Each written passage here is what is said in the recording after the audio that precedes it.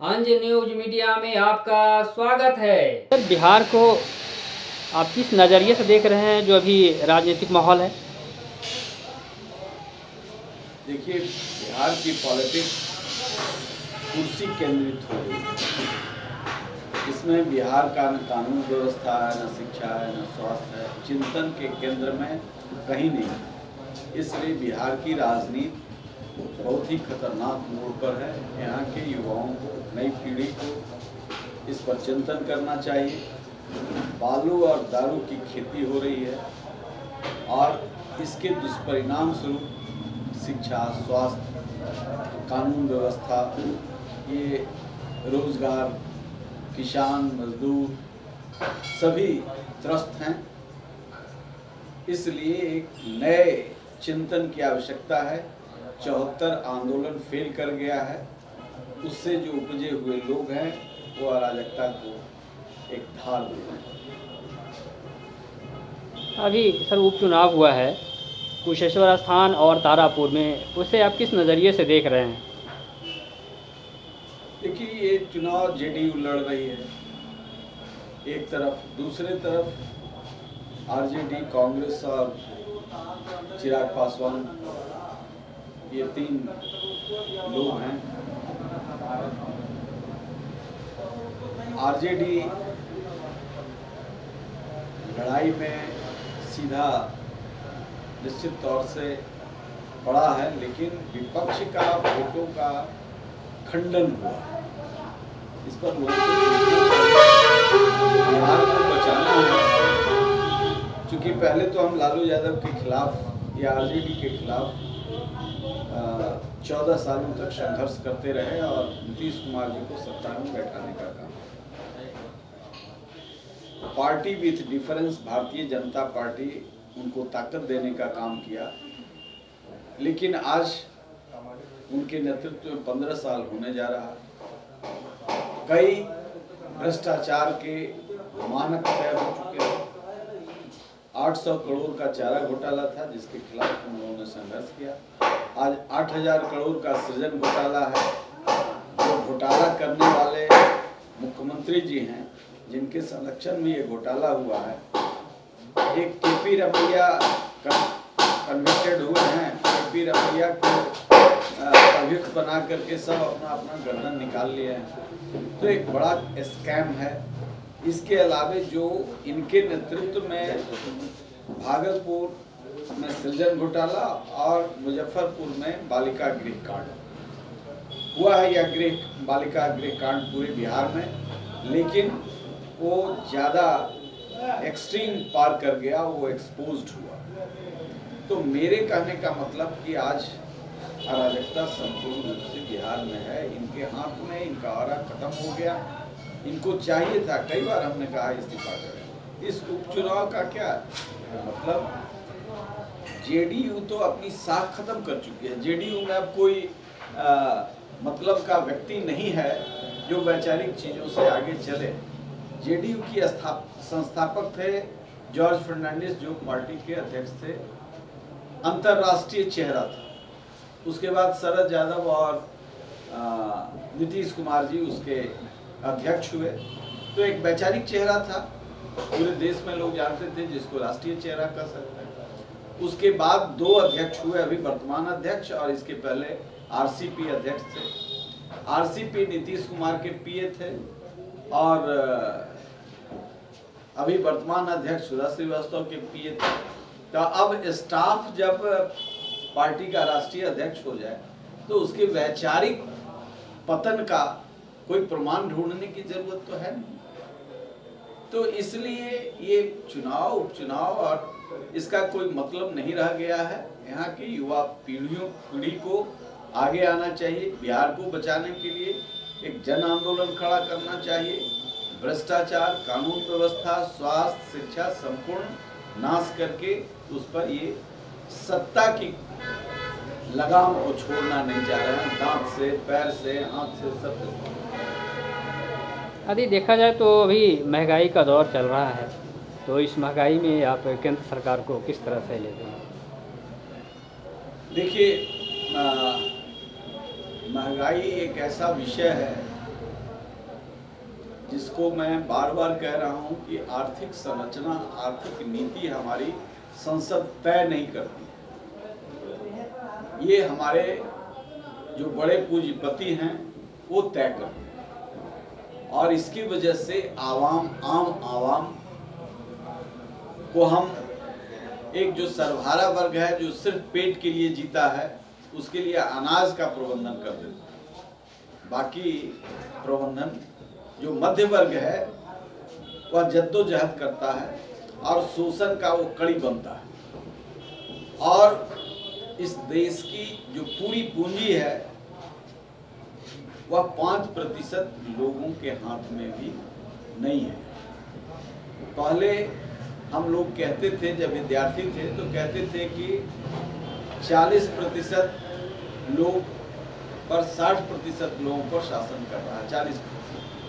आज तो 1% लोग शासन कर रहा है 99% लोगों। तो पूंजी का यह सेंट्रलाइजेशन किसी भी राष्ट्र के लिए पूंजीवादी व्यवस्था में भी खतरनाक है। इसलिए महंगाई बढ़ेगी। किसी चीज का दाम तय करना सरकार के बूते के बाहर की। धान चावल का दाम भले तय कर देंगे, किसान की उपज का चीज भले तय कर देंगे, लेकिन इंडस्ट्री से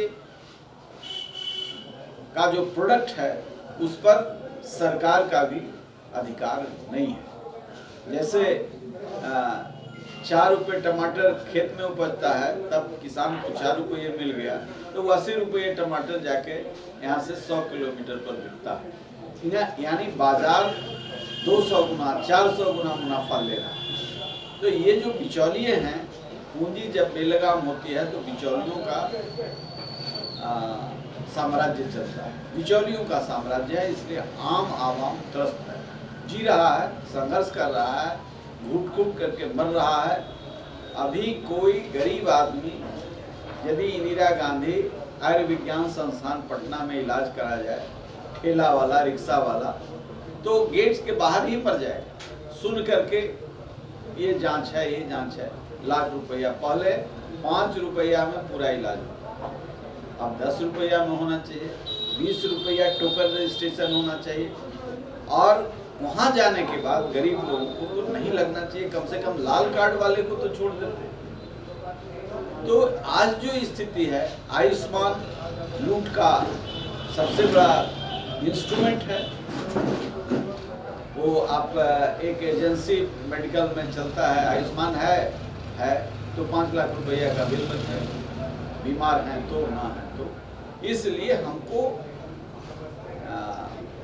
इस तरह के व्यवस्था को बदलना होगा। हमें quality health services district level पर, स्टेट लेवल पर तो जरूर, मेडिकल कॉलेज में तो जरूर कि वहाँ जो जाए। कोरोना काल में आपने देखा किस तरीके से भागलपुर मेडिकल कॉलेज से प्राइवेट में आकर के पटना में एक महिला फंसी अपने हस्बैंड को लेकर के। हस्बैंड भी गया, पैसा भी गया और अपमान भी झेलना पड़ा। तो हमारी व्यवस्था बिल्कुल चरमरा गई है। कल आज हम एडमिट करा सके एम्स में एक नवल चौधरी वर्कर, जेडीयू का वर्कर, जिसके लिए कई नेता हमको तो खुशामद करके डॉक्टरों के बीच थोड़ी मेरी साख है कि गरीबों का पैरवी मैं करता हूँ, इसलिए आज जाके एडमिट हुआ। दलाल उसको किसी प्राइवेट हॉस्पिटल में ले गया, 3000 रुपये था, अब 50,000 का एक दिन में बिल बना दिया। आप समझ जाइए कि साधारण आदमी, सब्जी बेचने वाला, गांव का गरीब किसान मजदूर कहाँ से स्वास्थ्य की व्यवस्था, बच्चों को कैसे पढ़ा सकेगा? जो एजुकेशन इन्होंने दिया है, क्लास 8 का विद्यार्थी नाम नहीं लिख पाता। तो what that certificate will deliver? What would be the fate of the proletariat and poor people? ये जो एक अंधा दौर चल रहा है, इसका क्या हो? इसलिए निश्चित तौर से आज युवा वर्ग वैचारिक धरातल पर खड़ा होना होगा। छोटे से लाभ के लिए जो लोकतांत्रिक व्यवस्था है, इसकी सुचिता को नष्ट ना करें, या आवाम में इस बात को जाने। सर किसान आंदोलन बड़े पैमाने पर हो रहे हैं और लंबे समय से हो रहा है, तो इस पे क्या नज़रिया होगी? भाई किसान कहाँ है? किसान तो यहाँ जात में धर्म में बटा हुआ है। किसान है कहाँ? किसान का MSP तय होता है 1980 रुपया और बाजार में किसान बाध्य है बेचने के लिए 1400 रुपया। कुछ ना करे कम से कम MSP पर खरीद तो ले। तो जब खरीद का टाइम किसान का पीरियड खत्म हो जाता है तब कागज उस पर तैयार होता है, बिचौलिया होर्डिंग करके रखे रहता है। बार बार मैं कह रहा हूं कि बाजार सबसे मजबूत है। बाजार के आगे मध्य वर्ग, सर्वहारा वर्ग कुछ नहीं कर सकता, छटपटा रहा। तो यदि राजनीतिक माहौल का बिहार को देखा जाए तो इससे कितना है बिहार का विकास होने वाला है, जो गौरवशाली बिहार जिसको हम लोग कहते थे? गौरवशाली बिहार तो रहा है, जहाँ विचार, चरित्र, मूल्य के लोग रहे हैं। उसी मूल्य चरित्र के निर्माण का काम जिसको हमारे शिक्षक दो सत्ता करती थी, ऋषि सत्ता और कृषि सत्ता, दोनों नष्ट हुआ है। कृषि सत्ता को भी मजबूत करना होगा और ऋषि सत्ता को भी मजबूत करना होगा। ऋषि सत्ता का मतलब शिक्षकों का वर्चस्व समाज पर हो। आज जिस तरीके से पूंजी का वर्चस्व समाज पर है उसे रिप्लेस करना होगा। पहले राजा भी छुप करके आश्रम में जाते थे और कहते थे गुरुजी कोई कमी हो, तो ये शो भी नहीं करते थे कि राजा से चलता है। यहाँ दान से चलता है, गरीबों से चलता है और उसमें ऋषि सत्ता यानी गुरु सत्ता की प्रमुखता थी। राम विशिष्ट नहीं होते यदि वशिष्ठ और विश्वामित्र नहीं होते। कृष्ण 18 गुरु के प्रणेता नहीं होते यदि संदीपनी नहीं होती। तो ये तो हमारी परंपरा में है। इसीलिए मैं कह रहा हूँ हमको सरकारी विद्यालय के शिक्षक नहीं पढ़ाया है और नीतीश कुमार जी को भी सरकारी विद्यालय के शिक्षक ने पढ़ाया है। नीतीश कुमार राज्य सत्ता में बैठे हुए हैं, क्या उन विद्यालयों में नीतीश पैदा हो सकता है? भगवान ने करे वैसा विचार लेके पैदा हो। मगर ज्ञान में भी इंजीनियर है, वहां से कोई इंजीनियर बनेगा? जिन विद्यालयों आज IIT में फीस इंजीनियरिंग का लाख रुपया हो गया। साधारण आदमी, गरीब किसान परिवार के बच्चे IITian कैसे बने? आप बताइए किस दिशा में जा रहा है? IIBM में 8 लाख रुपया लगता है, कैसे यहाँ का गरीब परिवार का बच्चा पढ़ेगा? ये जो पब्लिक स्कूल है, it is not the solution. Public school solution नहीं है। ये तो उनके लिए है जिनके पास पैसा है। लेकिन एक अपराधी भी या एक गरीब आदमी भी नहीं चाहता है हम अपने भूखे रहें तो रहें, बच्चा हमारा इस परिस्थिति में ना रहे। और टोटल ट्रांसफॉर्मेशन का कोई इंस्ट्रूमेंट है तो एजुकेशन है। आज हम कलाम की चर्चा कर रहे हैं। रामेश्वरम के एक सरकारी विद्यालय में पढ़ा हुआ बालक देश को ताकत दे सकता है। एक व्यक्ति, तो समझ जाइए कि यहाँ की 125 करोड़ की आबादी में 100 करोड़ लोगों को महरूम रखा गया है इन सुविधाओं से। 100 करोड़, तो 100 करोड़ का ये मानव संसाधन क्या कर रहे हैं? इसलिए हमें इसका 100% उपयोग करना चाहिए और इसके लिए चाहे जो व्यवस्था करना पड़े। पहला जो विकास का सड़क नहीं है, पहला विकास का यदि कोई यंत्र है तो वो एजुकेशन है। हम 500 करोड़ लोगों को खिला सकते हैं, हमारे पास एजुकेशन। 500 लोगों को 100 करोड़ लोगों को खिला सकते हैं, 125 करोड़ की बात क्या करें? आज तो साइंस में इतनी ताकत है कि कई ऋषि ऐसे हुए हैं जिनको कविता में लोग समझ रहे हैं कैप्सुलाइज। वो एक अन्न था और एक अन्न से सारे लोगों का पेट भर गया, खाते खाते मर रहे हैं। तो एक अन्न का मल्टीप्लिकेशन 1000 गुना, लाख गुना हो सकता है। ये उस कालखंड का था, विज्ञान कितना विकसित था। और आज एक आम के पेड़ में साइंटिफिक तरीके से उसी एग्रीकल्चर को यदि हम करते हैं तो जहां 5000 आम होता था 1 लाख आम हो रहा है। पत्ते पत्ते में आम है, नहीं तो कुछ नहीं है। इसलिए विज्ञान, ज्ञान सारे समस्याओं का समाधान है। और उसमें हम पिछड़ गए तो निश्चित तौर से हम चीन को क्या है भाई, उससे गौरवशाली इतिहास हमारा रहा। चीन के लोग यहाँ आके इसी नालंदा विश्वविद्यालय में पढ़ते थे, जिसकी चर्चा अभी नहीं कर रहा। और दुनिया के 100 विश्वविद्यालयों में भारत का एक भी यूनिवर्सिटी आज नहीं आता था। पहले हम थे 1 नंबर, 2 नंबर, 3 नंबर, तीनों हम ही थे, इसके बाद लोग थे। हम 70 वर्षों में एक भी यूनिवर्सिटी, जो ज्ञान ही हमारा मुख्य पूंजी रहा है, दुनिया में हमारे सम्मान का कारक वही रहा है, हम एक यूनिवर्सिटी नहीं बना सकते। इसलिए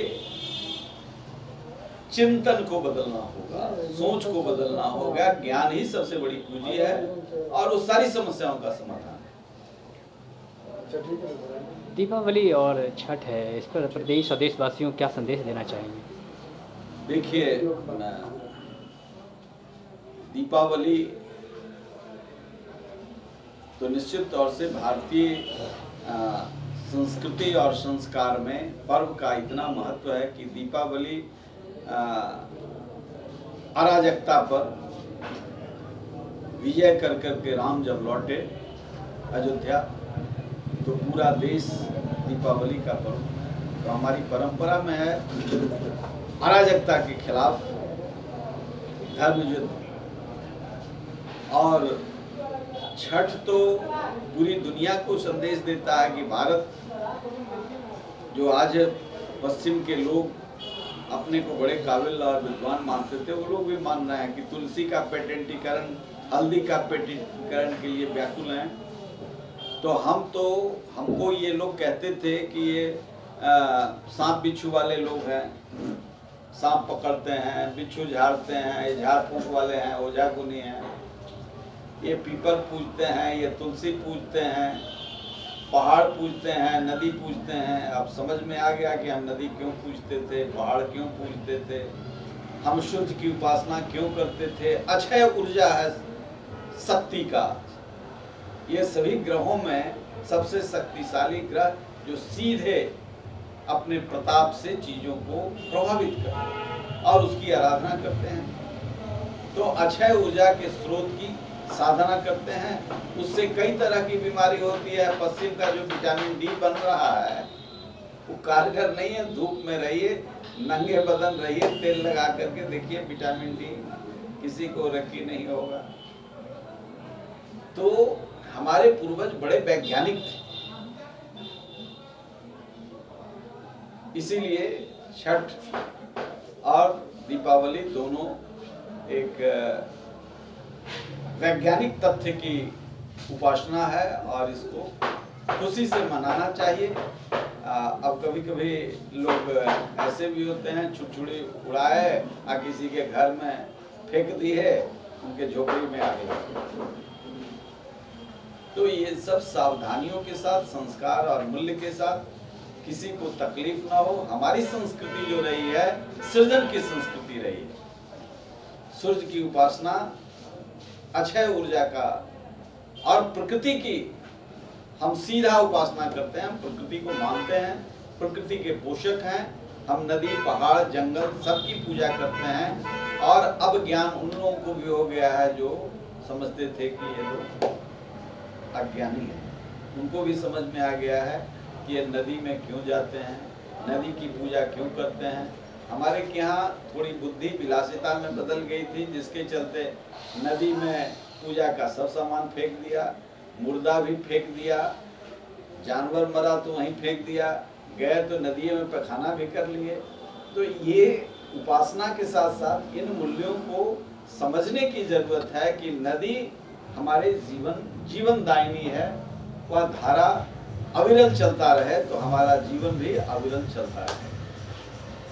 और हम सब लोगों को दीपावली, छठ और इस महापर्व छठ तो हिंदू और मुसलमान दोनों, बहुत ऐसा परिवार मुसलमान में मैं जानता हूँ वहाँ छठ की पूजा होती है। और जहाँ पूजा नहीं भी होती है तो वो लोग जितना सफाई और पवित्रता का, पटना में देखिए सभी छठों को, घाटों को, या मुस्लिम मोहल्ले से जाइए तो वहाँ रोड धोने से लेकर के बत्ती लगाने तक सारा काम होता है।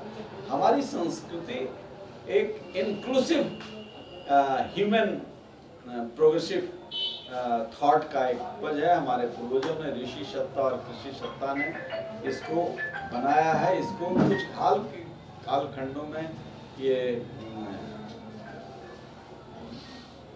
निश्चित तौर से उसमें गिरावट आई है, लेकिन हम दें, भगवान सबको सद्बुद्धि दें और परंपरा के बड़े मजबूत पहलू को मजबूती से ये करें। सबको मेरी शुभकामना है छठ और धन्यवाद।